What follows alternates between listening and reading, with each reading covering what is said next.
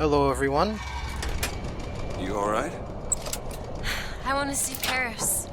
I want to see everything. It's up to you now. There's no one... Wait, what is that? 40 north by 74 west.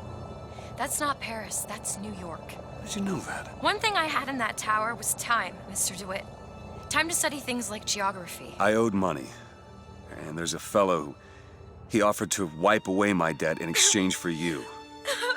Come on.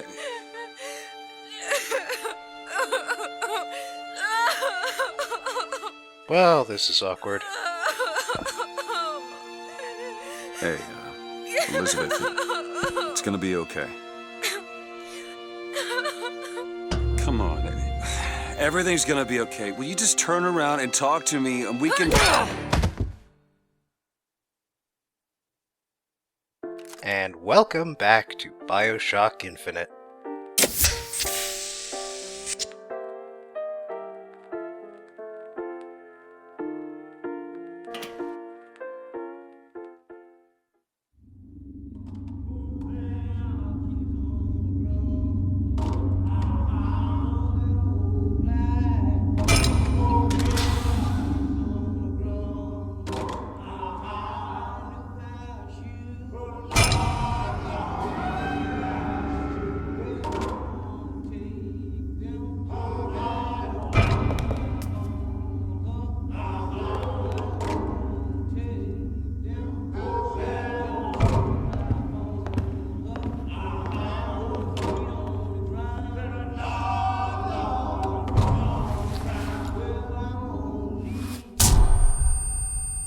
That can't have helped his concussion.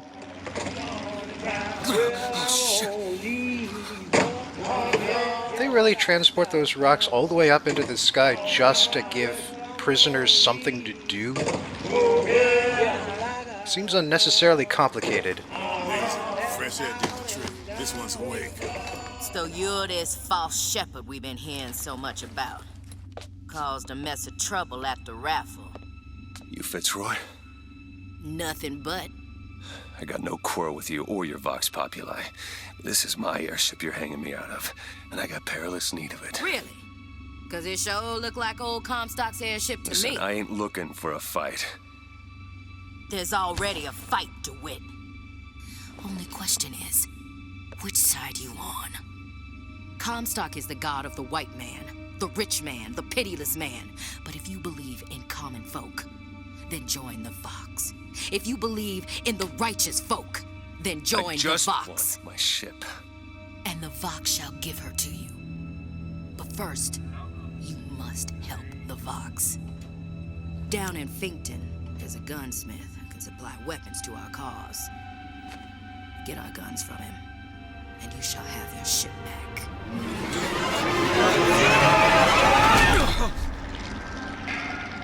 It's not really going to help him any if you drop him from 50 feet like that. Gotta find Elizabeth before she lights out of here. The most common complaint I hear from the working men is that they are unhappy with their lot. Why torment yourself, I ask? The ox cannot become a lion, and why would you want to? Who wants all those responsibilities and worry? You do your job, you eat your food, you go to sleep. Simplicity is beauty.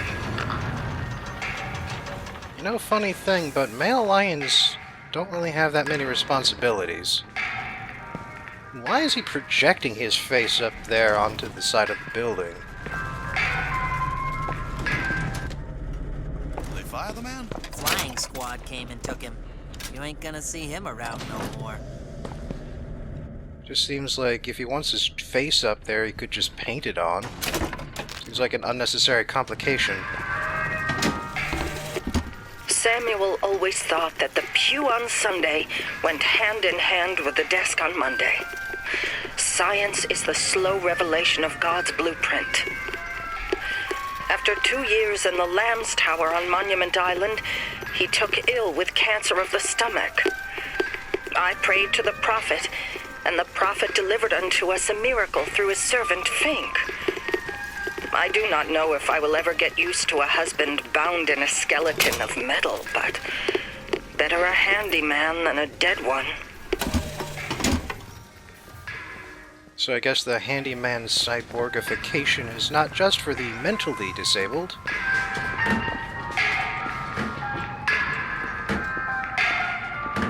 But also for the terminally ill.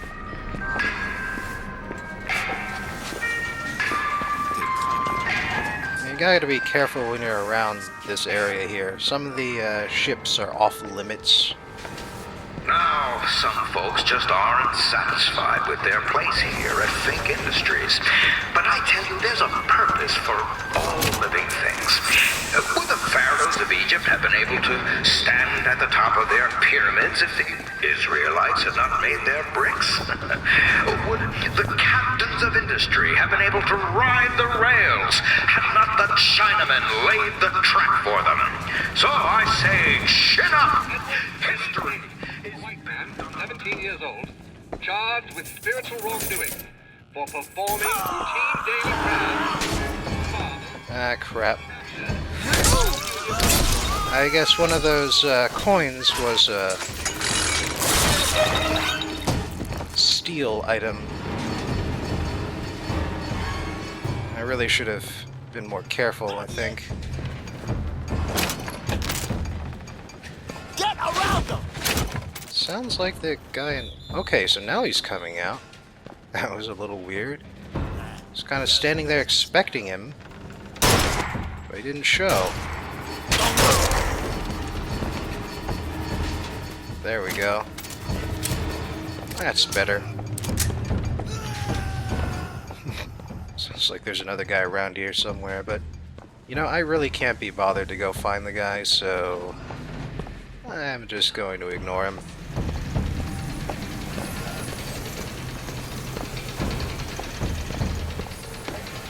Oh, now hello there.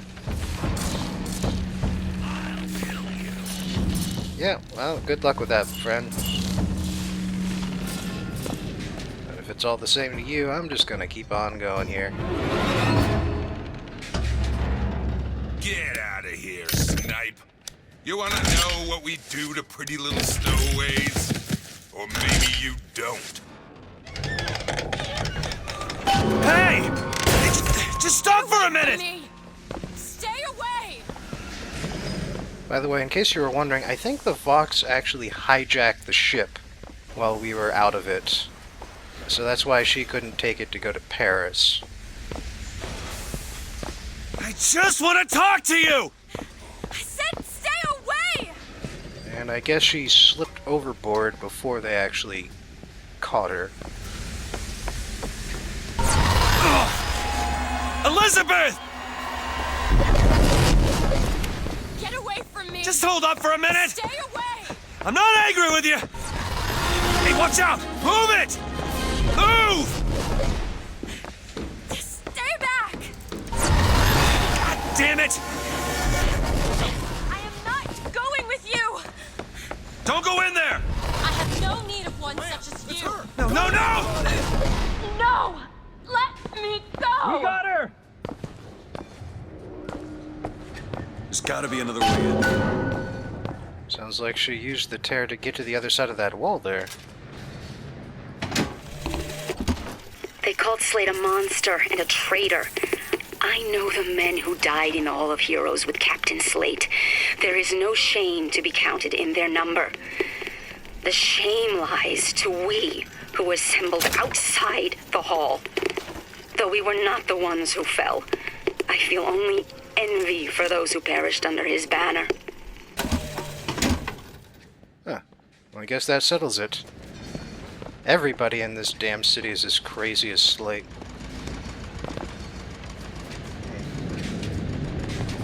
Looks like they're smuggling weapons on some of these shipments.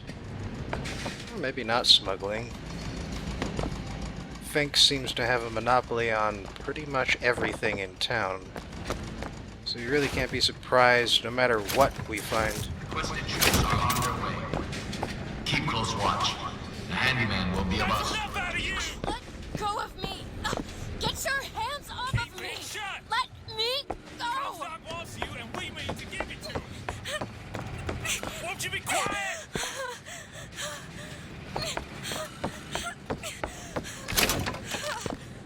she can keep for a few more seconds. Slaughter him! My patience is to run out! Surround him, quick!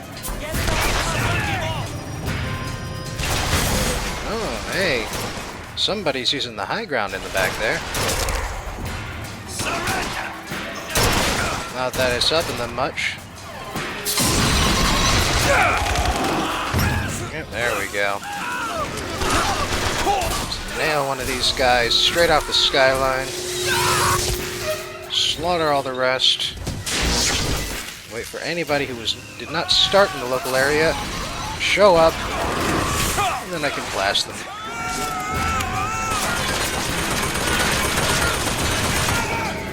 But that turret might be a little problematic. Especially since there's another fireman around here somewhere. Oh hell. This is not good. I figure up here there are fewer directions I can be attacked from. Sounds like they activated a couple of those Raven traps.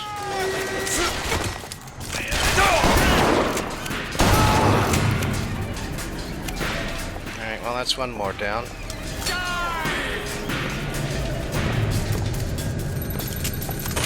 Oh, you're still up, huh? Okay, there we go. Now I just gotta worry about that fireman.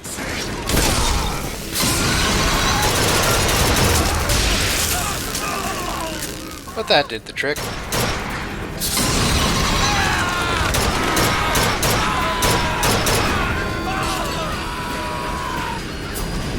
Are they both running away or something? Kind of funny that they both decided to come up here.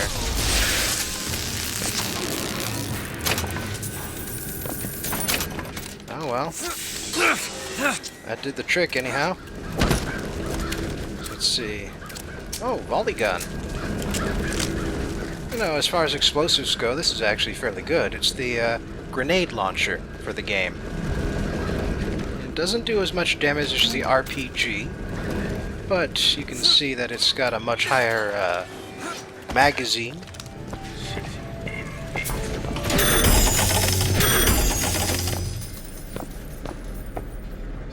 And the crosshairs is actually very convenient in how it allows you to... Where's the money? Did you not have any money? That kind of sucks. Huh. Well, might as well. Looks like I'll have to be waiting again, though. Anyway, like I said, the volley gun is actually a fairly decent compromise between the RPG and, I don't know, a normal weapon, I guess. Oh dear. They don't look like they're moving. Which is actually kind of disturbing because, you know, that's not a form of execution, or it's not supposed to be. That's stocks. That's a form of public humiliation. It's not like torture.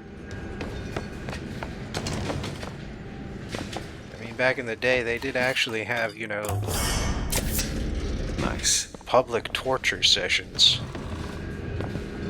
And, getting thrown in the stocks was relatively light punishment in comparison. Stop already! I am not going with you. Elizabeth, wait!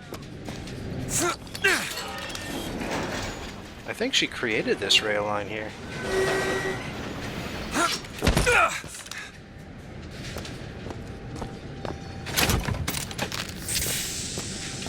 I'm also getting a whole bunch of volley gun ammo now. Oh, hello there.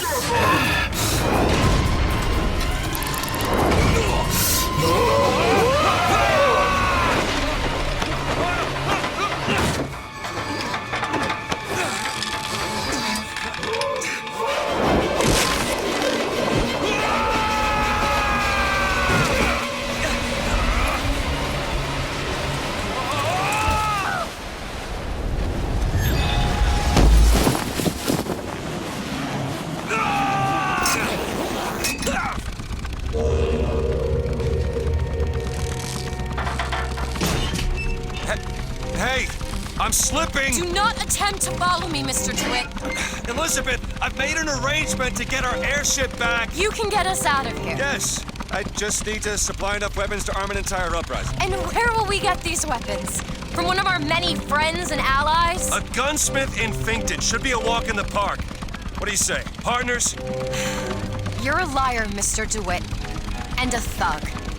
But you're also my only means of reaching Paris.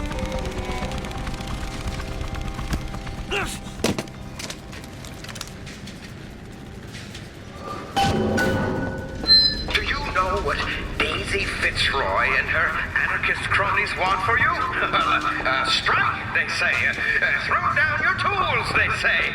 Why, I tell you, the moment you do, you will see what those hyenas are made of.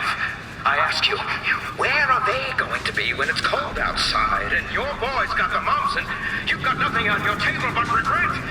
Don't you see what the Vox Populi are selling? They're selling dreams. And dreams, my friend, they don't come cheap. Got remarkably into that.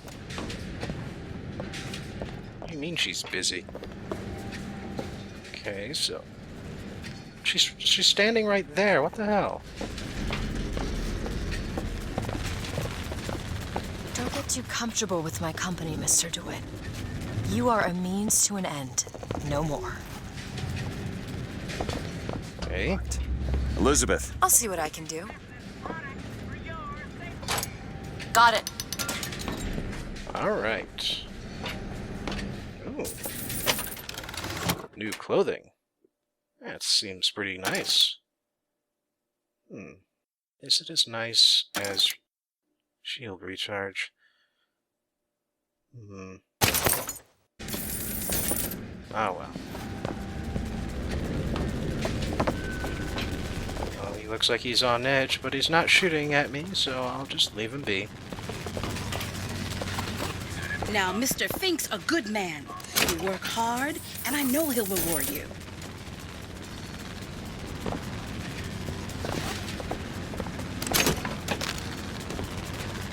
It won't let me open the bag that she's sitting on. Anyway, you just saw the handyman there earlier. He is basically the infinite variety of the Big Daddy from the first two games.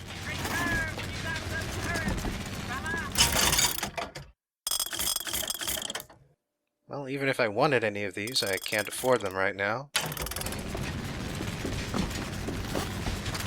And I can't use my power on them because that would attract too much attention, but I can leave. We'll see Finkton properly next time. And you know something? BioShock Infinite really wishes that it was the film Metropolis, and I mean that in more ways than just how the workers were moving in sync. Now, I'll be analyzing the game in more depth at a later point, but for right now, I think we ought to head to Literature Corner to discuss... No, that's not right. There we go. So, let's visit Film Corner to discuss one of the landmarks of the silent film era. The story about the story. Metropolis was a German production, but it was inspired in part by New York City. The director, Fritz Lang, along with his then-wife and screenwriter, Thea von Harbo, visited New York in 1924 to attend a premiere of his film Die Nibelungen and to gain some inspiration from the skyscrapers of Manhattan. According to Lang, Metropolis was born on that trip, although this was apparently an exaggeration since the screenplay is a few years older than that. The initial budget for the film was 750,000 Reichsmarks, but it quickly went over budget and eventually came in at 5 million, making it the most expensive movie in the world up to that point. You can definitely see the money on the screen, too. Towering sets, constant practical effects, including the flooding and demolishing of at least 2 of those towering sets. A film score composed for a large orchestra. And did I mention the film used over 30,000 extras? Metropolis premiered at the Uferpalast am Zoo on January 10th, 1927, and weighed in at around 2.5 hours. Unfortunately, the German film studio UFA was partnered with 2 American studios, Paramount and MGM, and they had the right to re-edit any films they saw fit. And since they figured that 2.5 hours was too long, they did just that. They handed the movie over to Channing Pollock, an American playwright, who chopped it down to under 2 hours flat. He removed entire characters and plot lines, and he rearranged the remaining footage to cut the social commentary and replace it with a monster movie featuring a mad scientist and his evil robot. Critics panned the new version, and UFA only made back 75,000 Reichsmarks on its investment. Later on, in 1927, UFA changed hands, and the new owner made his own set of cuts to remove any communist or religious overtones. The full original cut has been lost ever since. However, starting in the 1970s, a multinational effort began to restore the original version as far as it was possible. The original, but cut, camera negatives were found in Moscow and Prague. The Soviets had raided the Berlin film archives and looted their contents back in World War II. The original German intertitle cards were discovered in a Swedish archive, and the restorers used cue notes in the film score to determine the original sequence of shots. For some of the missing scenes, they used production photos, which Lang had sent to a fan in France. For a while, the restored version also had a quiet reception, but as the 80s began, it developed a cult following, as various artists applied their own modifications. In 1984, the music producer Giorgio Moroder released a version with extra special effects, tinted frames, and a soundtrack which used pop songs instead of the original score. Several 80s music videos also homaged Metropolis, including videos by Madonna, Queen, and Whitney Houston. Nothing much happened regarding the restoration for several decades after that, but then, in the 2000s, archivists discovered additional copies of the original version in New Zealand and Argentina. Evidently, several film distributors had gone to the premiere and asked for personal copies. The film quality was pretty bad and cropped at the top of the frame, but it still held footage never seen since 1927. So restoration work began immediately. In 2010, Kino Video released the complete Metropolis, the closest reproduction of Lang's vision that anyone has ever seen in the past 83 years. The story. After some establishing shots of the workers toiling beneath the streets and the glorious heights of the skyscrapers that tower above them, Metropolis begins in the Club of the Suns, where we follow Freder Fredersen, the son of Jo Fredersen, the master of Metropolis. Freder spends his time exercising on the athletic fields of the club and enjoying the company of ladies and the strange delights of the Eternal Gardens. One day, however, a young woman by the name of Maria somehow manages to bring a couple dozen workers' children past all the security to see the Eternal Gardens. It's not actually hard to see how she pulled it off. I mean, look at her stare. That's enough to make anybody feel guilty, even if you haven't done anything. But she takes a moment to address both sets of children and says, "Look, these are your brothers and sisters." When security finally shows up to escort her out, she glares at them, and so they just quietly let her go. Freder finds himself fascinated by this woman, and by what she said, and so he chases her down into the depths of the machine district. There he loses track of her, but he finds the M machine just as an exhausted worker loses control and the machine explodes. As injured and dead workers are carted off and new workers come in to replace them, Freder has a vision of Moloch, a bloodthirsty god from biblical legend. The machines are consuming the very lives of the men and women who operate them. Freder then returns to his father to describe the explosion, and he's soon followed by Grot, a foreman, who has discovered a plan in the pockets of several fallen workers. Jo Fredersen turns to his assistant Josephat and asks him why it is that he heard about these things from his son and a foreman rather than from him, and he fires Josephat on the spot. Thing is, getting fired by Jo Fredersen means being condemned to the depths. And having just discovered what this means, Freder chases after Josephat, stops him from committing suicide, and takes him on as his own personal assistant. Meanwhile, Fredersen brings in the Thin Man to watch over his oddly behaving son. Freder then charges back into the machine district to look for Maria again, but instead he finds a worker named Gregory struggling to maintain a clock-shaped machine. Freder offers to trade lives with Gregory, but while he tells the worker to wait for him at his apartment, Gregory instead takes the opportunity to go have fun at Yoshiwara, a club named after the red light district of Tokyo. The Thin Man later shows up to intimidate both Gregory and Josephat into disappearing. Despite being a star athlete, Freder is completely exhausted by the end of his shift, and in a daze, he follows the other workers down into the catacombs below the city. Meanwhile, Jo has gone to consult with the scientist Rotvang about the plans. The two have some history as romantic rivals for Freder's dead mother, Hel, and in fact, Rotvang has created a female robot as a way to bring Hel back to life.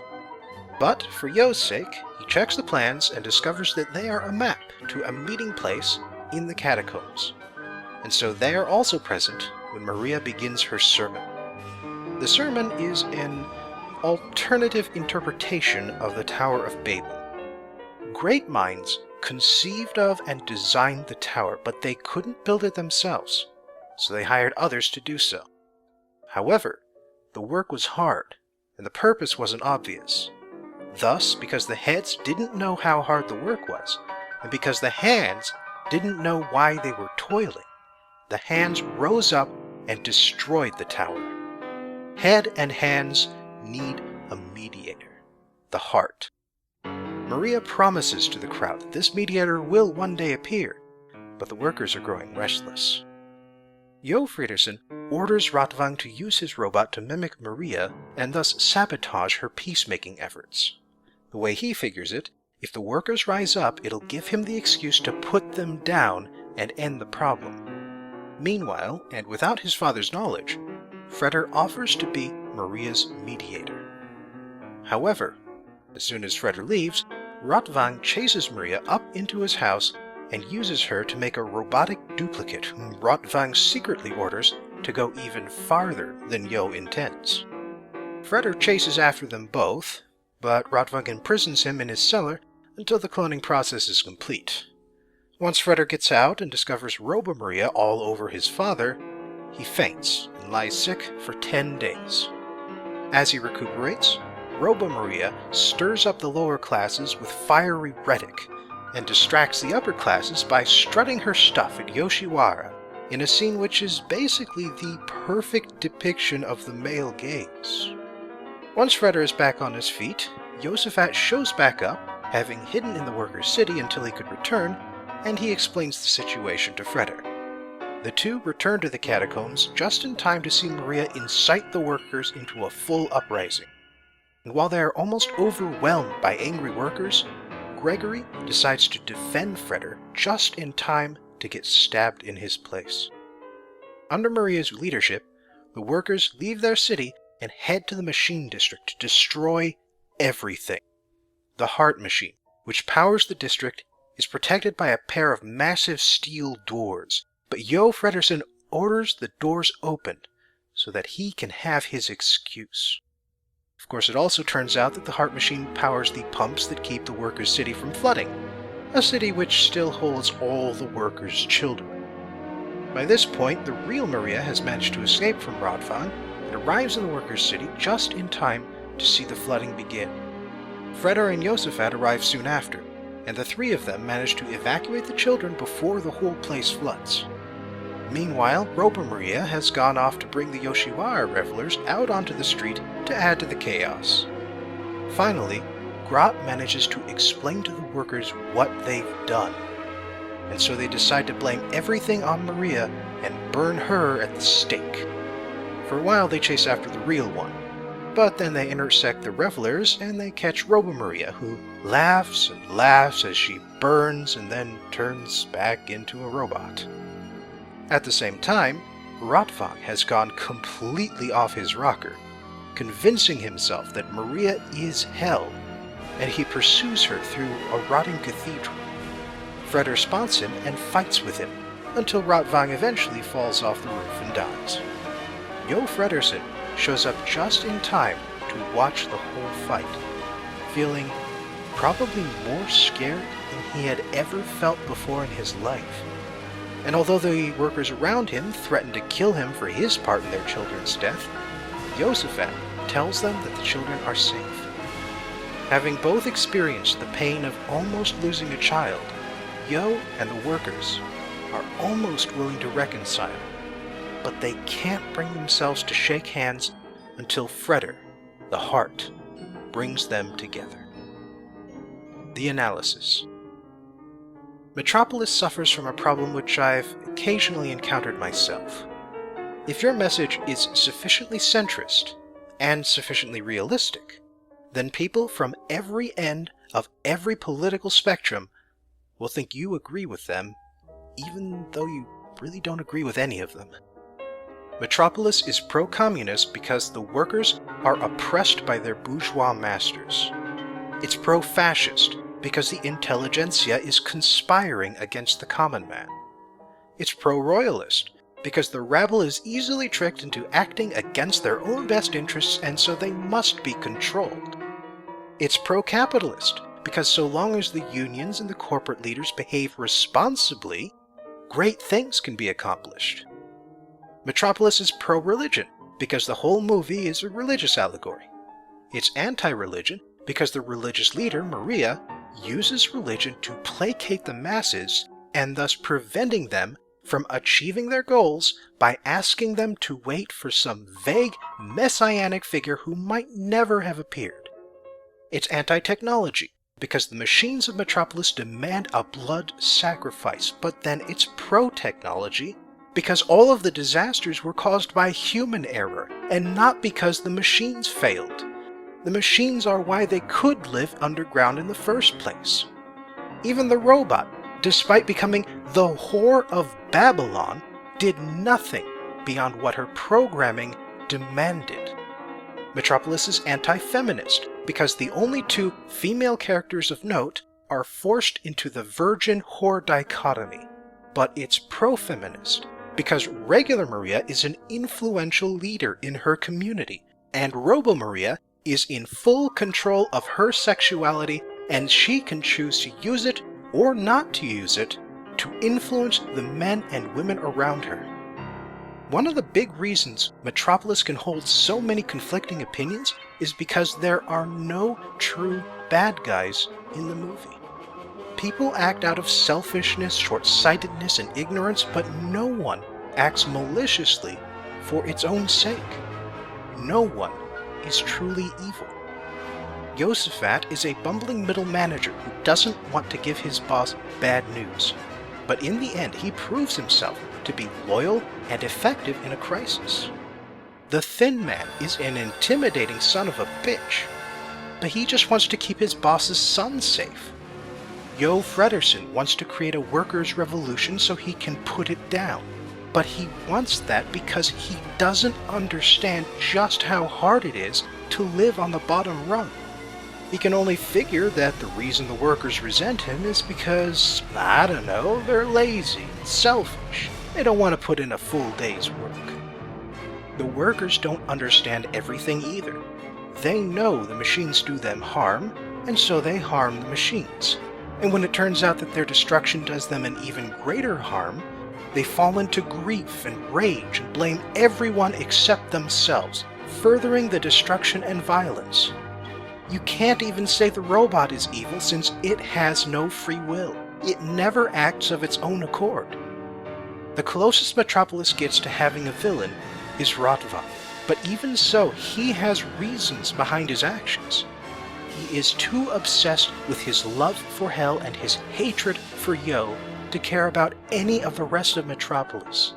And even so, the way he sabotages Jo is by giving the man exactly what he wants, and simply withholding certain information. He isn't even that bad as Maria's captor until after Yo kicks his ass, which apparently drives him into a psychotic episode where he confuses Maria for his dead love Hell. But that's it. One misanthropic guy who goes insane at the climax of the film. Bad things happen, not because anyone is evil, but because everyone is human. Fritz Lang later said that he disliked Metropolis because the message is kind of chintzy and naive. I can see where he's coming from. The mediator between the head and the hands must be the heart. Aww. But I think he was onto something there. Not about having a literal mediator to go between and say, can't we all just get along? But it goes back to what I was saying back in Veterans Corner. We have to let others know what it's like to be us. The heart is the story we share with others to let them know how we suffer. The heart is found in books like Uncle Tom's Cabin, Things Fall Apart, Invisible Man, Slaughterhouse-Five, The Jungle, 1984, and Silent Spring. They're in movies like Philadelphia, Saving Private Ryan, Requiem for a Dream, American History X, Roots, Gangs of New York, and, of course, Metropolis itself. These are the stories about our weaknesses, our mistakes, and our failures. Because as much as we all hate to admit it, weakness is one thing all humans share in common. Thanks for joining me today in Film Corner, and I hope I'll see you soon.